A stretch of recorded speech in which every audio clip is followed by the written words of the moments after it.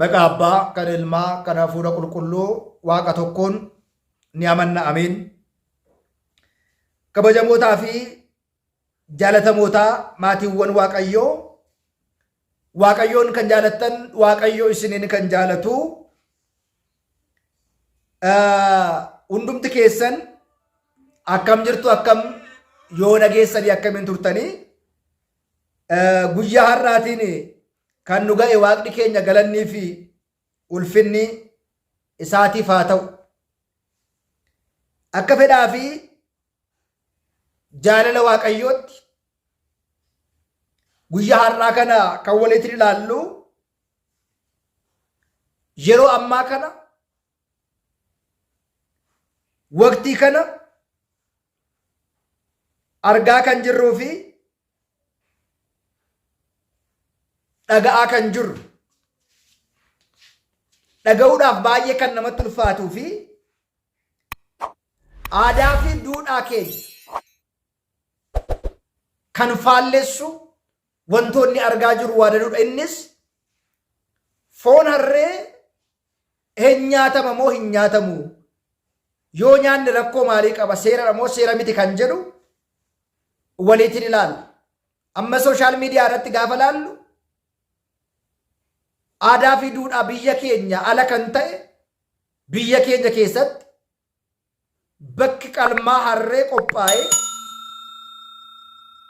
gara alaattis ekspoortii godhamaa akka jiruu fi ergamaa akka jiruu fi biyya keenya keessattis immoo dhokatanii namoonni tokko tokko reesturaantii, hoteela, giroosoriiwwan garaagaraa keessatti foon harree dhoksaadhaan kana qofa ta'uu hin ta'in bineensotaa fi beelladoota hin eeyyamamne illee sadarkaa qalanii nyaachisuu, waaddanii, bilcheessanii namaa dhiyeessuu irra gahamaadha kan jiru.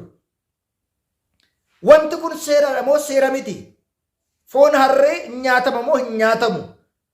Manni kiristaanaa keenyaa kanneen nyaataman warra akkamiiti, warreen hin nyaatamne warreen akkamiiti jettee qooddee jirti. Hunda isaa ibsuu yoo baannu iyyuu macaafni qulqulluu waa'ee harree, waa'ee saree, waa'ee adurree, waa'ee kanneen biroo beeladaaf bineensota nyaatamanii fi hin nyaatamne jedhamee kan kaa'e kana maalidha kan jedhu waliin laalla. Keessumaa seera Lewwotaa boqonnaa 11:5 irratti warreen lukti isaanii duudaa ta'e, lukni isaanii duudaa ta'e, kanneen akka fardaa, kanneen akka harree, kanaaf kanneen kana fakkaatan kan nyaatamanii fi kan hin nyaatamne warri kiristaanonni nyaachuu qaban macaafa seera Lewwotaa boqonnaa 11 irratti kaa'amee jiru.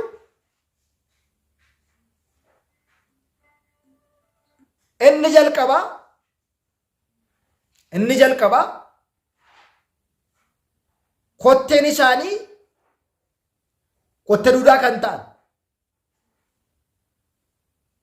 kotteen isaanii kotte duudaa kan ta'an, alaala guuruu kan hin dandeenye, isaan kun tajaajila biraatiif haa oolan malee qallee nyaata fooniif oolchuu hin dandeenyu. Macaafni qulqulluus seera Lewwotaa boqonnaa 11 dubbisuun barbaachisaadha.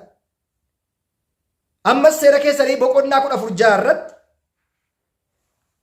beeladoota kotteen isaanii baqaqe gaarii ta'an, kotteen isaanii lamatti qoodame kan alaala guuran, beeladoota kanas bineensotas ni nyaattaa, alaala kan guuran, kotteen isaanii bakka lamatti kan baqaqe, isaan kun siif eebbifamoodha, ni nyaatta foon isaanii jedhee jira. Haa ta'u malee warra alaala hin guurre kotteen isaanii duudaa kan ta'an isaan kan ammoo hin nyaattu. Fakkeenya gaala, illeettii, osolee hin nyaattan. Isaan kun alaala hin guuran. Haa ta'u malee garuu kotteen isaanii baqaqaa ta'ee alaala kan guuran isaan kan ammoo ni nyaattu. Fakkeenyaatiif seera keessaa deebii 14:8 irratti immoo fakkeenyaatiif booyyeen lukti isaa baqaqaadha. Yookiin immoo kotteen isaa lamatti baqaqaadha garuu hin nyaatamu jedha. Maaliif jennee gaafa ilaallu booyyeen alaala hin guuru akkuma harree, akkuma fardaa, akkuma gaalaa isaan kun hin nyaataman.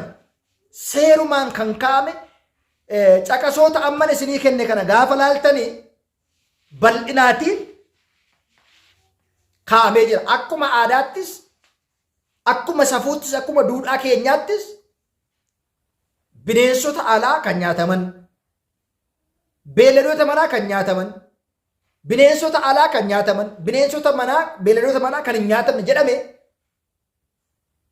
kaa'amanii jiru. Fakkeenyaatiif adurree, sareen, hantuun, bofti, jawween, jaldeessi, weenni, qamaleen, raammoowwan garaagaraa allaattiiwwan samiirra balali'an keessa kan nyaataman jiru. Kanneen akka gogorrii, sol'aa kan balali'an keessa kan akka lukkuu,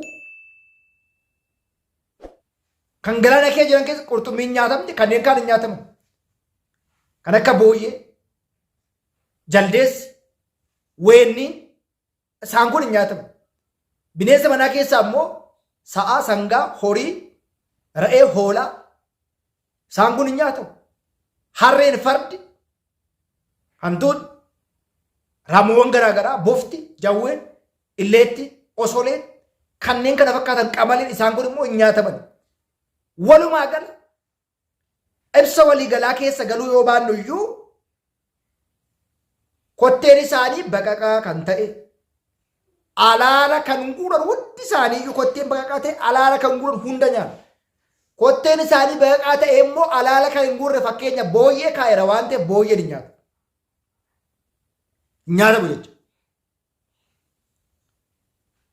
Egaa amma biyya keenya keessatti wanti argaa jirru safuu duudhaa aadaa keenyaa ala kan ta'e, seeraa ala kan ta'e, seerarraatii kan fagaate amma biyya keenya keessatti argaa kan jirru dadhaatti muuzii garaagaraa dibuu, moora garaagaraa naquu, dammatti waan garaagaraa dabaluu, jeessoo fi kanneen akka saagaaturaa walitti bulleessanii daakanii buddeen tolchuu, biyyoowwan kanneen akka shaklaa ta'an kana diimatan kana daakanii akka buddeenitti tolchuu, dadhaarratti waa biraa dibuu, ayibee keetti waa biraa dabaluu, dammaratti waa biraa naquu, bishaan aananitti bishaan naquu, kanneen kun babal'achaa dhufaniiru. Baay'ee kan nama aarsuu fi baay'ee kan nama gaddisiisu namni ilaalcha inni amantaadhaa qabu gadi bu'aa dhufuudhaan namummaa isaarraa gadi bu'aa dhufuu isaati. Kan isaaf eeyyamame dhiisee namni kan isaaf hin eeyyamamne akkuma Addaamii fi Hewaan maalla dhibdeedhaan amma namaa gaafa waa dhiyeessu anoon nyaadhu anoon dhuguu jedhanii yaaduudhaan namoonni baay'een jeessoo otoo gurguranii biddeen godhanii saagaaturaa bulleessanii waan garaagaraa wantoota garaagaraa nyaata dhugaatti makanii otoo gurguranii bira gahame jira. Gaasarakkaa biyya keenyaatti soonarree giroosorii hoteela garaagaraatti qalanii namaa laachuu. Namni ammam seera waaqayyoo akka inni diigaa jiruu fi seera waaqayyoo irraa fagaate asirraatiin barachuun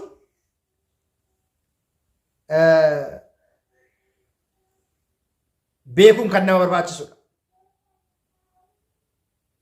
Gaamma foonarree daakanii paakni yookiin immoo ashaganii maranii alatti erguun biyya chaayinaatti erguun kaan immoo dhoksanii hoteela garaagaraa keessa galchanii nama laachuun biyya keenya keessa rakkaa hantuuta illee dullatti hojjetan nama laachuun gahamee ture. Foon garaagaraa foon bineensota hin nyaatamne kana gara hoteelaa geessanii qalanii bilcheessanii nama laachuun kun dhugumatti murtoo waaqayyoo jalaa waan nama baasuu fi seera keenya kaleessaa eenyummaa keenya aadaa keenya duudhaa keenyatti kitaabni illee kan kaa'e kana qabanneetu har'as geenye kan nyaatamu nyaanne kan hin nyaatamne dhiisne kanaan deddeebi'uun hunda keenya irra jira malee seera waaqayyoottis buunee seera waaqayyoo irraas gorree waaqayyoos gaddisiisne ofiis yakkamaa taane waaqayyoo irraa dheekkamsa akka arganneetiif wantoota hojjennu hundumaa duudhaa keenya aadaa keenya kaleessaa qabannee deddeebi'uun hunda keenya irra jira. Wanti amma argaa jirru wanti dhagaa jirruu fi biyya keenya keessatti wanti argamaa jiru kun wantoota baay'ee gaarii hin taanee fi seeraa ala ta'uu isaanii asirraa hubachuun nama barbaachisa. Maalumaafuu warreen gochaa akkasii raawwatan wantoota baay'ee yookiin immoo alagaa ta'e kana dabalanii nama nyaachisan nama obaasan nama dhugosan kanatti waaqayyoon laphee isaaniif haa kennu. Namni foon namaallee qalee sadarkaa irra nyaachuu irra ga'ee jira barri kun bara akkasiidha bara dhumaa waan ta'eef. Qarshiif jedhee namni faayidaaf jedhee fira isaa obboleessa isaa haadha isaa obboleessa dabarsee kenna akkuma jedhe sana kan argaa jirra waan ta'eef waaqayyoon nutti araaramu dhiifama nuuf haa godhu biyya keenya biyya nagaa nuuf haa taasisu haalli jiru baay'ee gaarii waan hin taaneefan barumsa kana waraabuu barbaade.